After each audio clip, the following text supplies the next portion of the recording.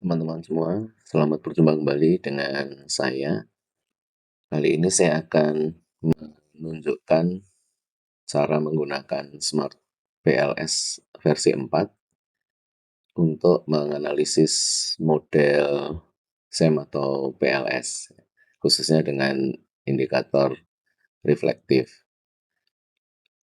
Aplikasi ini membawa perubahan yang cukup banyak dibanding dengan versi sebelumnya, yaitu Smart PLS 3 dengan berbagai variannya. Ya.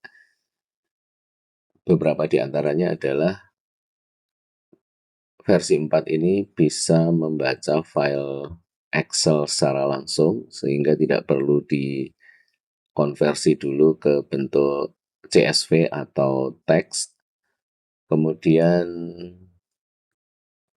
grafiknya atau fungsi untuk menggambar model juga sudah lebih mudah dan lebih manis karena kita dapat dengan mudah menggeser berbagai objek atau memodifikasi gambar dengan panduan. Nanti ada garis-garis penunjuknya. Kemudian selain itu juga ada fungsi-fungsi tambahan yang juga sudah disediakan selain analisis PLS.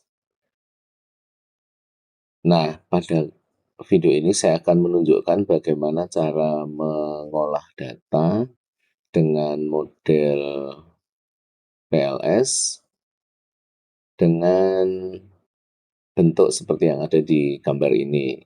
Contohnya saya buat sederhana saja supaya Anda tidak terlalu terpengaruh dengan nama-nama variabel yang sesungguhnya, misalnya ada minat, ada kinerja, dan sebagainya. Jadi saya di sini akan menggunakan nama-nama variabel yang cukup ringkas, yaitu ada P, S, M, dan Z. Demikian juga dengan indikator-indikatornya, saya sesuaikan juga dengan variabel laten tadi, yaitu ada P1, P2, P3, dan seterusnya. Ya. Nah, untuk mengolah SEM atau PLS ini ada beberapa langkah ringkas yang bisa Anda lakukan. Nanti ada 3 langkah ya, beberapa literatur juga menunjukkan ada 2 langkah. Ini bukan harga mati, jadi hanya panduan saja. Yang pertama adalah model pengukuran atau outer model. Ini intinya adalah untuk mengukur apakah indikator-indikator yang kita gunakan bisa menggambarkan variabel latennya. Jadi kalau pada contoh tadi, apakah P1, P2, P3 bisa menggambarkan P-nya. Itu adalah model reflektif ya. Nah, untuk mengukur ini ada beberapa uji. Sebetulnya tidak hanya yang saya tampilkan di layar ini ya, masih ada uji-uji yang lain. Tetapi ini beberapa uji yang cukup penting, yaitu ada uji validitas dan uji reliabilitas. Uji validitas ini digunakan untuk menguji apakah instrumen penelitian atau kuesioner sudah mengukur apa yang seharusnya diukur. Sedangkan uji reliabilitas adalah untuk menguji konsistensi alat ukurnya dalam mengukur datanya atau bisa juga untuk mengukur konsistensi jawaban responden. Uji validitas sendiri nanti bisa dilakukan dengan uji convergent validity dan uji diskriminan validity.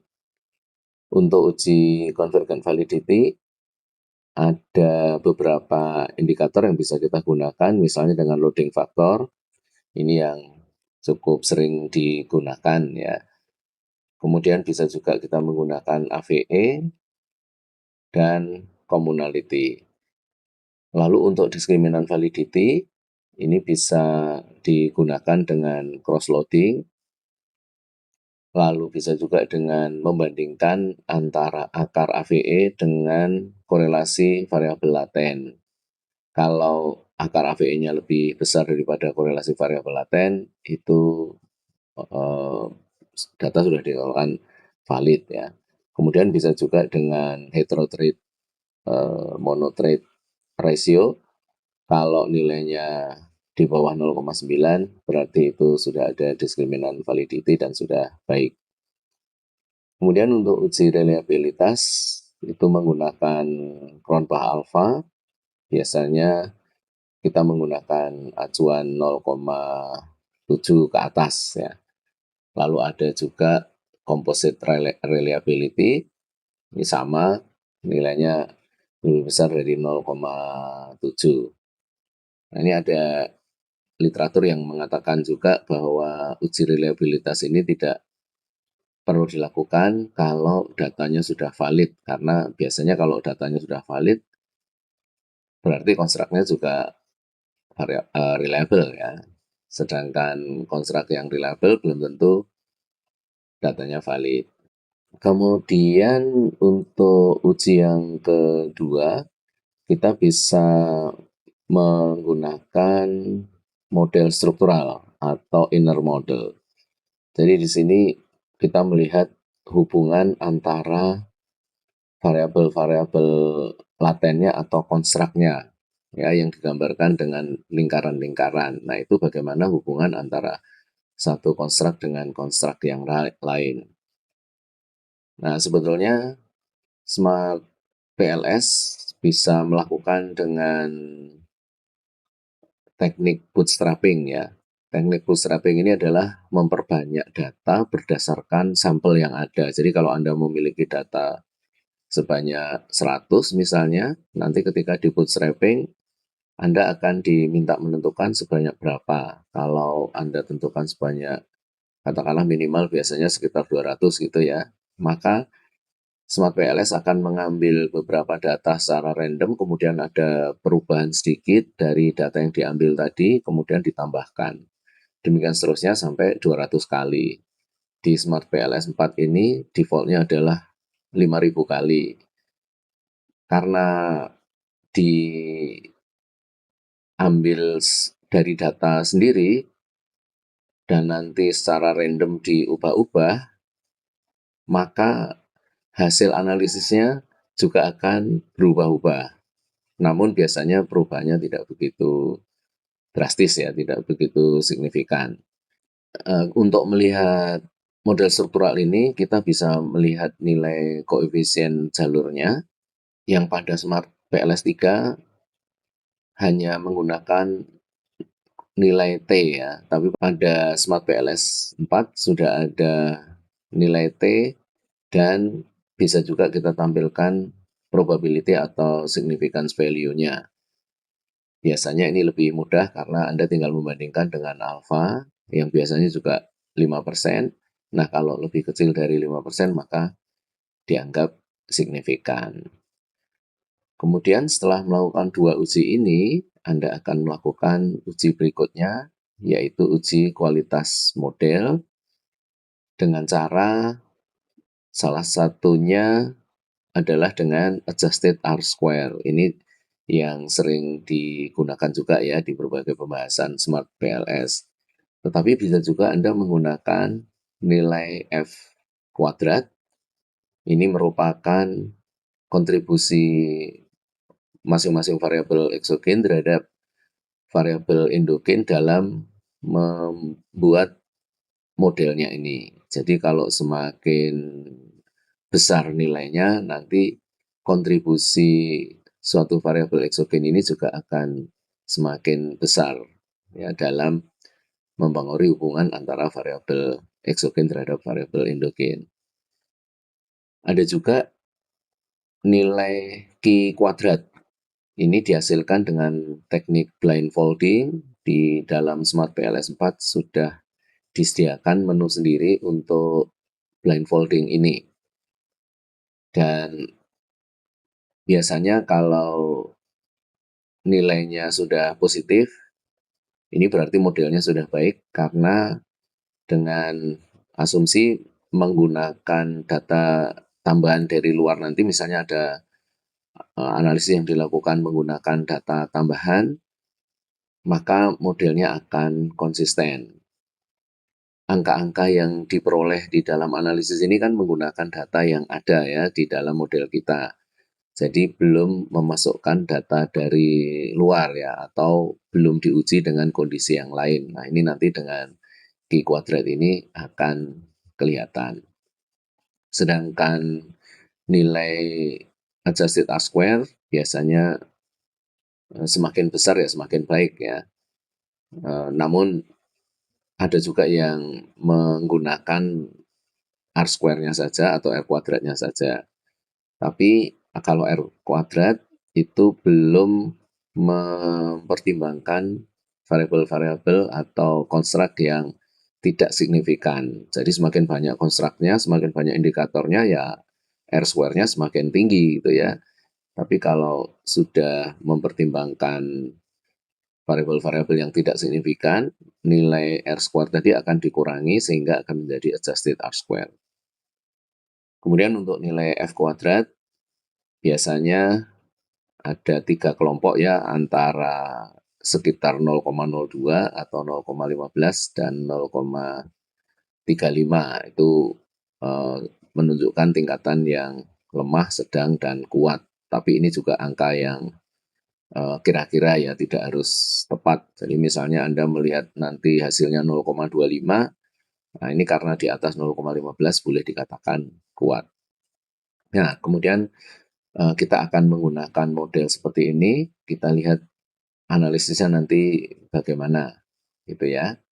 Nah, mari kita lihat analisisnya dengan Smart PLS. Kita jalankan Smart PLS. Seperti ini tampilannya. Nah, untuk memulai analisisnya kita harus menyiapkan datanya terlebih dahulu.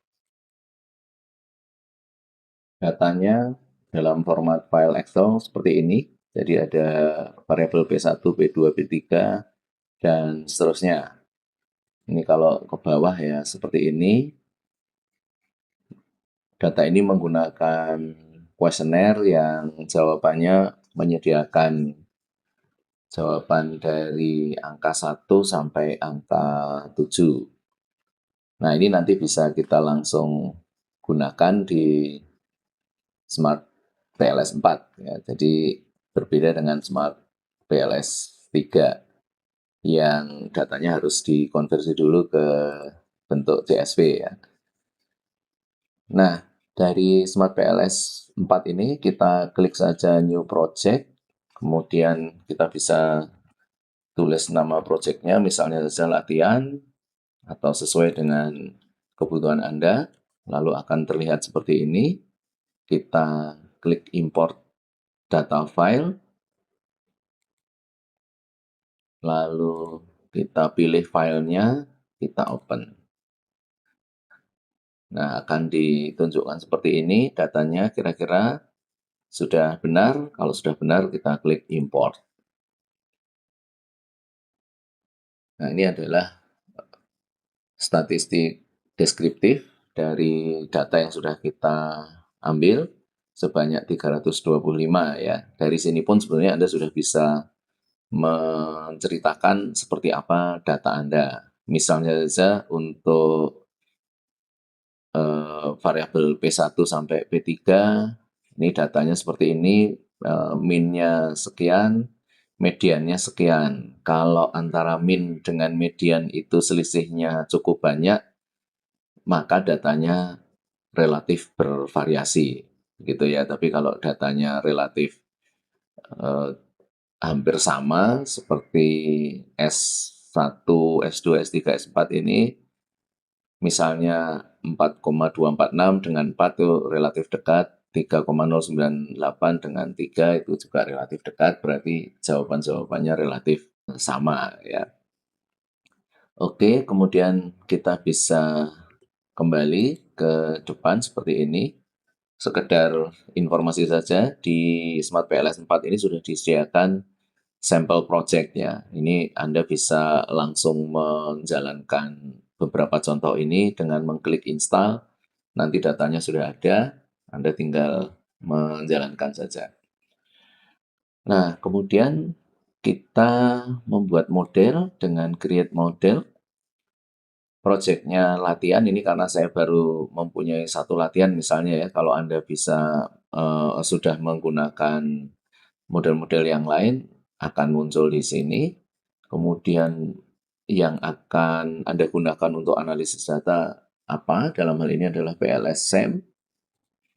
Lalu file name-nya apa? Ini Anda harus menentukan ya. Misalnya saja kita akan menggunakan nama latihan PLS. Nah, otomatis semua variabel sudah terbaca, masih mirip dengan Smart PLS 3 ya. Kemudian kita bisa menggambar modelnya langsung dari sini. Kita klik variabel yang pertama, kemudian kita klik shift dan kita klik variabel yang terakhir. Ini seperti menggunakan aplikasi Windows yang lain ya. Lalu kita geser ke sini. Jadi semua indikator tadi tinggal kita geser, kemudian kita diminta menentukan namanya apa, nama variabelnya. Misalnya persepsi, kepuasan, atau minat, atau kemampuan, dan sebagainya. Tapi dalam contoh ini kita menggunakan satu huruf saja, supaya mudah. Kemudian kita bisa memindahkan indikator-indikatornya dengan mengklik laten variabelnya ini, kemudian kita klik panah di sini. Lalu variabel-variabel berikutnya yaitu S1 sampai S4 kita geser juga, letakkan di sini ya. Lalu kita ubah juga indikatornya. Kemudian untuk variabel M kita letakkan di sini, kita geser di sini. Kita geser. Nah, ini juga bisa kita pindah ke kiri. Misalnya seperti ini. Ini bisa kita geser ke bawah. Dan terakhir adalah variabel Z-nya ini ya. Kita taruh di sini, indikatornya biar di situ. Nah, untuk mengatur posisi masing-masing variabel ini kita bisa klik, lalu lihat ada garis hijau ya, itu berarti sudah sejajar. Kemudian demikian juga dengan variabel S ini, kalau saya geser-geser, ada petunjuknya di situ ya, ada garis hijaunya. Nah, setelah itu kita hubungkan masing-masing laten variabel ini dengan connect ya. Kita langsung hubungkan saja dari sini ke sini, ini ke sini ke sini. Mudah saja. Lalu dari P ke M dan juga dari S ke M. Kalau gambarnya dirasa masih belum bagus, ini bisa kita geser dengan klik menu select, kita geser ke sini ya. Atau S-nya ini kita turunkan, P-nya kita naikkan. Ya. Nah, supaya tidak saling bertabrakan ya. Ini mungkin masih bisa kita geser sedikit ke kiri. Kalau Anda mau menggeser semua modelnya ini bisa juga dengan mengeblok begini, kemudian kita geser seperti ini. Jadi sudah lebih praktis ya. Kemudian kita siap untuk melakukan analisis. Yang pertama kita lakukan adalah calculate, lalu PLS SEM algorithm. Kemudian settingan di sini tidak perlu ada yang diubah, kita langsung saja start calculation. Nah, ini akan langsung ditampilkan hasilnya. Saya blok dulu, saya geser supaya angka-angkanya lebih terlihat ya. Demikian juga yang kanan bisa juga saya geser ke kanan supaya lebih kelihatan angkanya. Nah, angka-angka ini dapat diubah dari menu yang di kiri ini. Ya, jadi untuk inner model ini kita gunakan path coefficient. Kemudian untuk outer model kita gunakan outer width atau loadings yang biasanya di atas 0,7 atau 0,8. Ini banyak pendapat ya. Salah satu pendapatnya adalah kalau nilainya 0,7 ke atas berarti sudah baik. Tapi bisa juga tergantung dari teorinya. Kalau variabel-variabel ini merupakan variabel yang baru dalam sebuah penelitian, misalnya Anda baru mengusulkan variabel ini, maka 0,6 pun masih bisa diterima.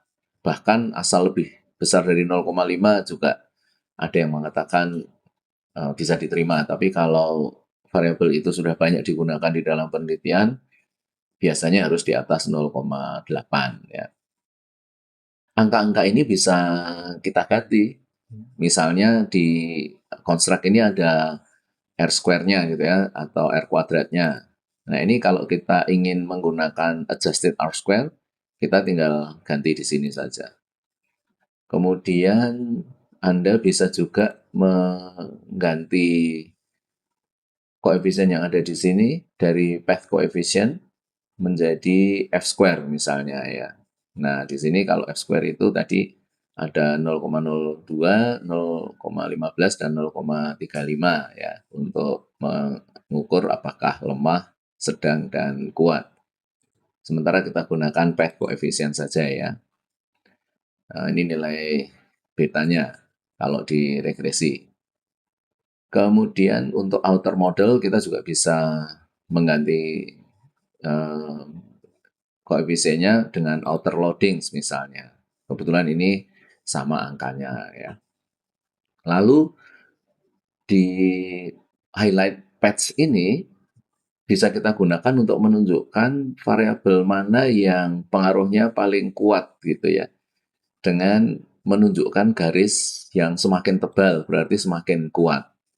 Nah, seperti ini ya. Berarti garis-garis yang lebih tebal ini lebih kuat pengaruhnya. Sedangkan yang tipis berarti lebih lemah pengaruhnya. Jadi cukup mudah untuk dilihat ya. Nah, kalau kita sudah puas dengan model ini, kita bisa melanjutkan ke langkah berikutnya, yaitu dengan bootstrapping. Jadi datanya diperbanyak supaya hasilnya lebih baik atau lebih konsisten. Kemudian Anda bisa kembali ke sini untuk melakukan bootstrapping. Nah, ini kita tinggal tampilkan menu bootstrapping. Yang perlu kita ubah hanya yang di angka ini ya. Misalnya saya menggunakan 500 saja dulu. Nanti kalau Anda sudah mau final untuk analisisnya, Anda boleh menggunakan 5.000 atau 10.000 boleh saja ya. Semakin banyak semakin baik, tetapi juga prosesnya sedikit lebih lama. Yang lain-lain informasinya tidak perlu diubah, kita klik Start Calculation. Nah, hasilnya seperti ini. Sekali lagi kita bisa mengubah informasi-informasi yang ada di sini.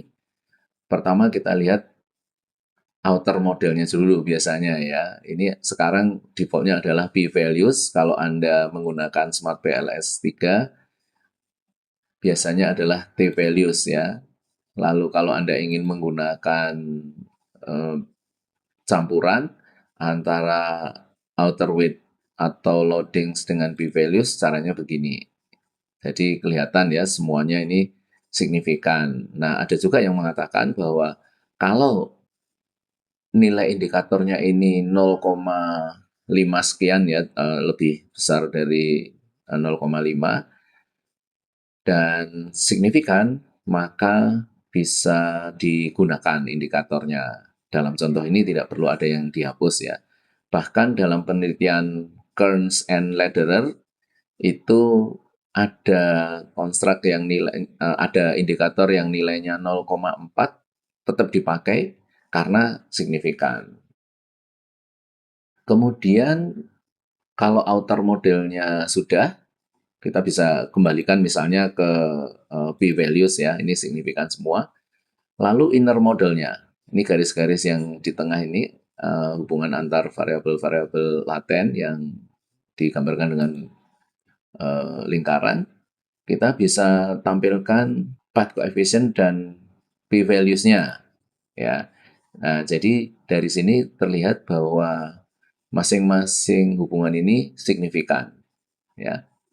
Karena nilai probability value atau signifikansinya kurang dari 5%. Misalnya kita menggunakan alpha 5%. Nah, jadi outer modelnya sudah oke, inner modelnya sudah oke, lalu model secara keseluruhan sendiri nanti bisa ditampilkan dengan memilih informasi-informasi yang ada di sini ya. Biasanya kita menggunakan adjusted R-square, tetapi karena di sini tidak ditampilkan, kita nanti bisa menggunakan bentuk teksnya, yaitu di sini kita tampilkan bentuk teksnya. Misalnya di sini ada final result dan path coefficient ini sama dengan yang ada di gambar tadi ya, dan terlihat bahwa semua nilai p-values-nya, probability values-nya di bawah 5%. Jadi semua hubungan ini signifikan. Boleh dikatakan hipotesis Anda terdukung semua dengan data yang ada di dalam model ini. Anda bisa juga menggunakan nilai T yang batasnya adalah 1,96. Kalau ini di atas 1,96 berarti dianggap signifikan. Tapi Anda cukup melihat salah satu saja ya antara p-values dan nilai T. Kemudian Anda juga bisa menampilkan outer loadings-nya. Ini bisa dilihat dengan nilai p-values-nya dan semuanya signifikan sehingga tidak ada yang perlu dibuang ya indikatornya. Lalu Anda juga bisa menampilkan path coefficient histogram kalau mau ya dalam bentuk grafik. Ini bisa Anda gunakan untuk menggambarkan bagaimana datanya apakah mendekati kurva normal atau tidak. Kalau datanya mendekati kurva normal, maka relatif datanya bagus ya. Jadi bisa digunakan untuk menganalisis. Nah, ini kurang lebih seperti itu. Jadi cukup yakinlah kita ya dengan hasil analisis kita ini. Oke. Nah, kalau Anda ingin menampilkan datanya, nanti Anda bisa mengklik indikator data ini original, maka ini datanya adalah data yang asli. Baik, itu adalah hasil analisis kita. Kemudian kita masih bisa menggunakan analisis yang lain ya, yaitu dengan blindfolding. Ini untuk menghitung Q kuadrat ya. Blindfolding. Nah, ini untuk menguji apakah model yang kita gunakan ini nanti bila digunakan dengan data yang lain, misalnya dengan responden yang lain, hasilnya masih tetap konsisten. Model ini adalah dilakukan dengan cara menghapus baris-baris tertentu secara terstruktur ya. Misalnya di sini angka 7 berarti datanya dihapus setiap baris ke-7. Anda bisa menghapus setiap baris ke-5 misalnya ya. Tetapi biasanya akan muncul pesan kalau nanti hasilnya pas 5. Nah, ini nggak boleh dalam contoh ini ya. Biasanya Anda menggunakan antara 5 sampai 12 gitu. Jadi mau digunakan angka 6, 7, 8 silahkan saja, boleh. Defaultnya adalah angka 7. Nah, nanti kita hitung saja dengan start calculation. Kalau angkanya positif, berarti ini sudah cukup baik ya. Jadi di sini ada angka 0,309 dan 0,304 berarti modelnya sudah cukup baik. Ya, meskipun di sebelah kiri ini variabel eksogennya adalah 0. Ini karena nanti dia akan mempengaruhi variabel yang di kanan. Memang idealnya semua di atas 0, tetapi yang perlu Anda perhatikan adalah yang variabel endogennya. Kemudian kalau Anda ingin mengekspor semua hasil analisis tadi, Anda bisa mengklik di sini, Excel, lalu tidak ada yang perlu diubah, Anda ekspor saja, kemudian nanti Anda tentukan misalnya dengan latihan PLS ya, karena model kita tadi adalah file SAM, sedangkan sekarang ini adalah latihan PLS. Kalau Anda ingin tambahi ya boleh, misalnya hasil gitu ya. Kita save, maka akan ditampilkan seperti ini. Anda bisa melihat menunya di sini dan data komplitnya di sheet ini. Misalnya saja Anda ingin mengetahui setting algoritmanya, bisa ditampilkan di sini, nanti akan kelihatan di sini. Ini settingnya seperti ini, lalu datanya ada berapa dan seterusnya, weight-nya berapa gitu ya. Kita bisa kembali ke sini, Anda ingin melihat datanya seperti apa, Anda bisa show di sini. Nah, ini datanya seperti ini. Jadi Anda bisa melihat apakah ada data yang diragukan atau ada data yang salah atau seperti apa, atau bahkan Anda ingin mengcopy data ini dan nanti akan dicetak sebagai lampiran atau seperti apa, terserah saja. Begitu kira-kira analisis Smart PLS 4 ini untuk analisis dengan model PLS ya. Kita kembali ke depan, gambarnya seperti ini. Gambar ini pun juga bisa kita ekspor ya ke file sendiri dengan mengklik kanan lalu export as image. Nah, ini nanti akan bisa jadi file sendiri atau Anda juga bisa menggunakan tombol Windows. Di aplikasi Windows Anda bisa menekan tombol Windows, Shift, dan S. Nanti akan muncul seperti ini. Anda bisa memilih ini dulu. Kalau yang di tengah ini adalah memotret seluruh window-nya. Seluruh window itu artinya seluruh aplikasi ya. Kalau memotret layar berarti Anda pilih yang kanan sendiri ini. Lalu untuk memotret sebagian tampilan, Anda bisa memilih yang paling kiri, kemudian di blok saja seperti ini. Anda bisa copy paste ke aplikasi yang lain, baik PowerPoint, Excel, maupun MS Word. Sebelum kita keluar, sebaiknya ini disimpan dulu ya, kita save, maka nanti datanya sudah ada di sini. Kalau lain hari kita mau buka, tinggal jalankan Smart PLS dan double klik ini saja, latihan PLS ini. Maka hasilnya akan seperti ini. Ya, kita kembali lagi. Nah, karena kita sudah selesai, berarti kita bisa tutup. Kalau Anda mau latihan dengan model-model atau data yang lain, bisa mengklik salah satu yang ada di sini. Nanti akan saya buatkan videonya sendiri, tunggu saja. Baik, terima kasih sudah menyaksikan video ini. Semoga bermanfaat. Sampai jumpa kembali di video-video saya yang lain.